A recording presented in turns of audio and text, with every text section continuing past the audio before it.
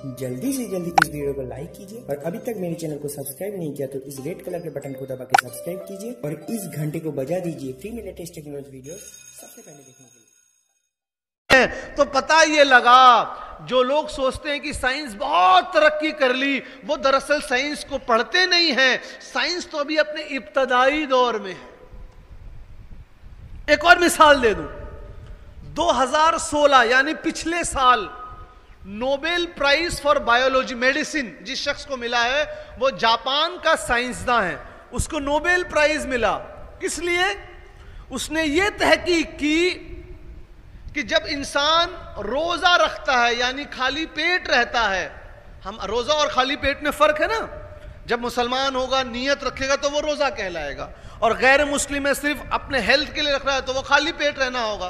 तो उसने कहा कि अगर कोई खाली पेट रहता है इससे उसके जिस्म को फायदा पहुंचता है कि अंदर जो बॉडी के अंदर सेल होते हैं जब उनको खुराक नहीं मिलती है तो वो सेल अपने अंदर के जो गंदगी होती है उसको बाहर निकालता है, उससे इंसान की उम्र बढ़ती है और उसकी पाचन प्रक्रिया अच्छी हो जाती है। ये पिछले साल की बात है। फिर खुद कहता है कम से कम 30 दिन खाली पेट रहना चाहिए। हमने कहा अभी तो साइंस इब्तदाई दौर में है, अभी 20 साल बाद तरक्की करके बोलेगा कि महीने में 3 दिन रह लो तो और अच्छा है, जो हदीस शरीफ में आया है ना, महीने के 3 दिन रोजे रखना।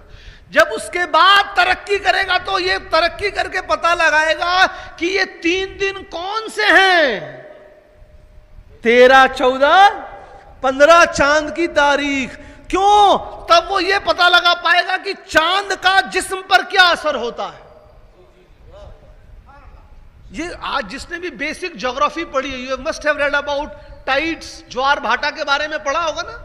समंदर में पानी होता है तो एक वक्त पे पानी ऊपर आता है, एक वक्त में नीचे चला जाता है, जिसको ज्वार भाटा कहते हैं, टाइड कहते हैं इंग्लिश में। वो क्यों होता है मालूम है? पूरा दुनिया का कारोबार इसी पे चल रहा है। जो जहाज होते हैं ना, जब वो बंदरगाह में आते हैं तो उसी से आते हैं कि जब पानी सबसे ऊपर है तो वो बंदरगाह में आते हैं, क्योंकि तब उन लोगों को बड़े आसानी से होता है। पानी नीचे होगा तो जहाज भी तो नीचे चला जाएगा। इसी को बोलते हैं ग्रेविटेशनल पुल, गुरुत्वाकर्षण की। जो चांद है उसका असर जो है वो समंदर पे होता है। पढ़िए, बेसिक ज्योग्राफी है, क्लास 8th में पढ़ाई जाती है, 8वीं क्लास में पढ़ाई जाती है। तो पूरा टेबल होता है, इस शहर में इतने वक्त पानी ऊपर आएगा, इतने वक्त नीचे आएगा। तो पता लगा चांद का असर पानी पे होता है, अभी साइंस पता लगा पाई। जिस्म पर क्या होता है अभी पता नहीं लगा पाई है, 100 साल बाद पता लगाएगी। तो बोलेगी उस असरात के दिन अगर रोजा रखा जाए 13, 14, 15 तो ज्यादा मुफीद।